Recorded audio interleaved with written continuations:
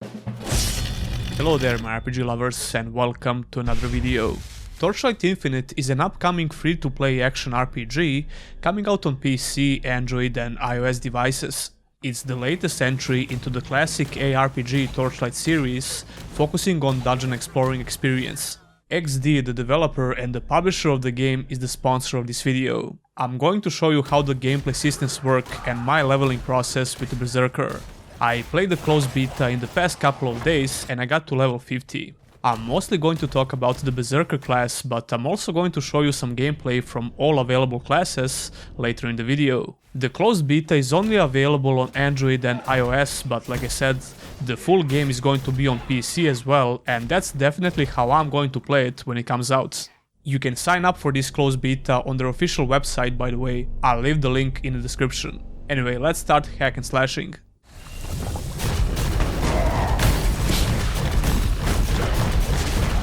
Keep fighting! From victory to victory! The closed beta has 4 different classes that you can play. The Berserker, Divineshoot, For justice, and for the glory of the Herman family. Frostfire, Cold and the blazing fire and Spacetime Witness. Is right before your eyes.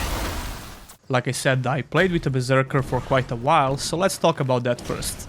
If you played Torchlight 2 or basically any Diablo-like RPG, the way that Torchlight Infinite works will feel instantly familiar to you. And if you're following my channel, you know I love these types of games and I talk about them a lot in my videos. Diablo-like RPGs, I mean, I never talked about Torchlight series in particular. Anyway, I was pleasantly surprised with touch controls and how responsive the gameplay feels. I'm not a huge fan of touch controls in general, but I didn't have any major problems while controlling my character, even when the gameplay gets a lot faster.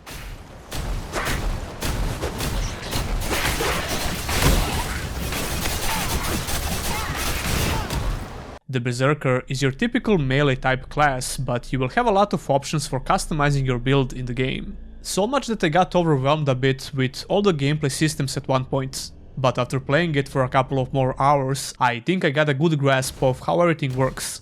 Let's talk about the basic stuff first. One of the most important things in ARPGs is to make sure that killing things by just using your basic abilities feels good. And I think that Torchlight Infinite does a pretty good job with this. Your attacks feel impactful and killing stuff in the game is really satisfying. Never felt better! The Berserker starts with a healing spell and Focus Slash ability. Focus Slash has an AoE effect in melee range, so you hit everything that's in front of you. This is your starting damage dealing ability, but you will soon get a lot more skills as you level up. And you can change your default ability if you wish to, which is exactly what I did pretty early in the game. As soon as I got to the Leaping Strike, I started using that as my default ability for quite a while. You have 5 ability slots in total and you can choose what to use at any given time.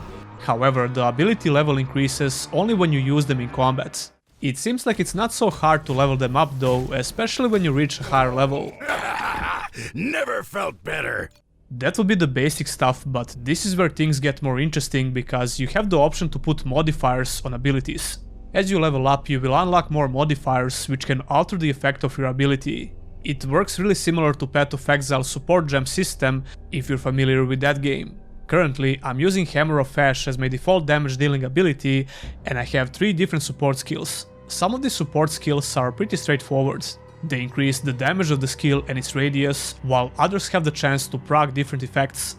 What I like about this ability system is how flexible it seems to be. You have a total control over how many modifiers you can assign for a certain ability, and you can play around with different effects. Besides the ability system, which is the core of your gameplay experience with a class, the game has a couple of more layers of depth. As you level up, you will unlock 3 different passive talent trees. Each level you get grants you 1 point that you can allocate in a talent tree of your choice. When you invest a certain amount of points, you get to choose a couple of really powerful passive talents. And this is how every talent tree in the game works, pretty much. Then you have Pact Points, which is another passive talent tree, and last but not least we have Hero Traits. This is quite straightforward, you can choose a couple of different hero specific traits, which affects your abilities. For example, I'm using this trait, which makes my Berserker bar to actively fill up without me doing anything.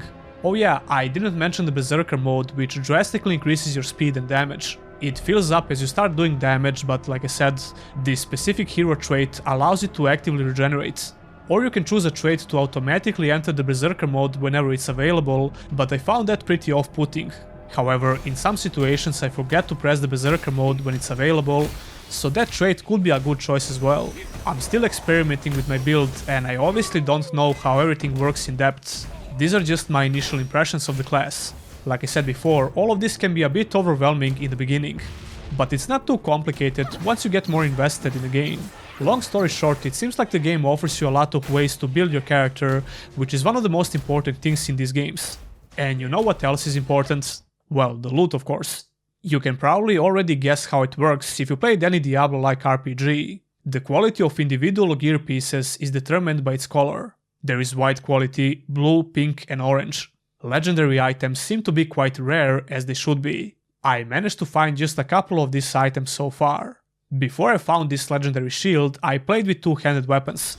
Speaking of that, playing with a shield makes your Berserker a lot more resilient, you can face tank a lot easier. Before I started using a shield, I was basically playing a glass canyon builds. By the way, you can use all weapon types, but some abilities can only be used with a certain weapon type. I love two-handed swords, but I will always use the best item I have in my inventory and possibly make my whole build around that. That's the way I play every Diablo-like RPG. Now let's talk a little bit about the difficulty and how challenging the game is.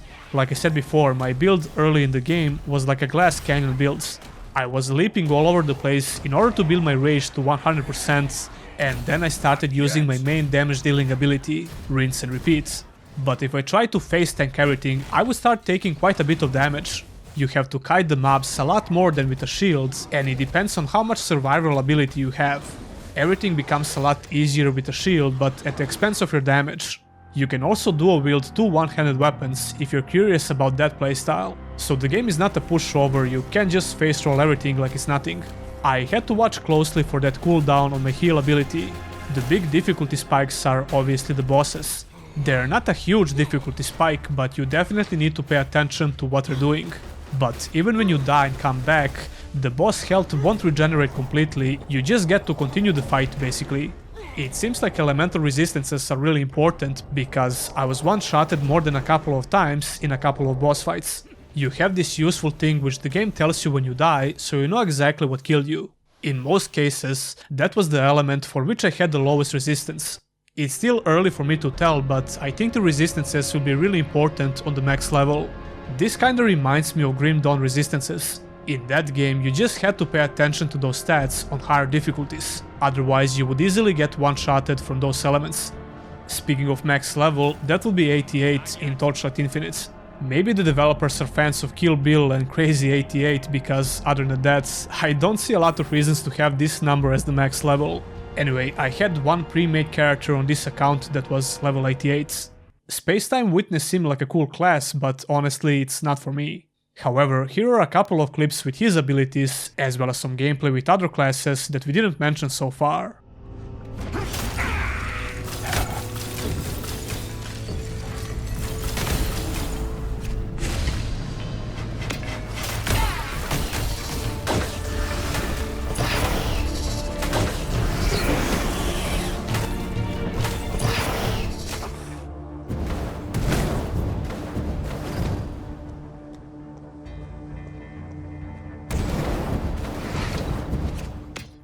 When it comes to the story, the events of Torchlight Infinite are happening 200 years after Torchlight 2. Humans have resorted to Ember as the main source of power for machinery operations and magic practices.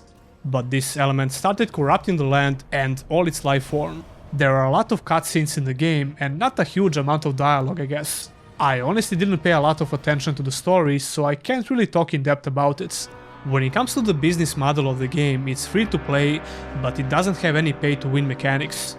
The only purchasable items are cosmetic skins and pets, and I truly hope it remains like that.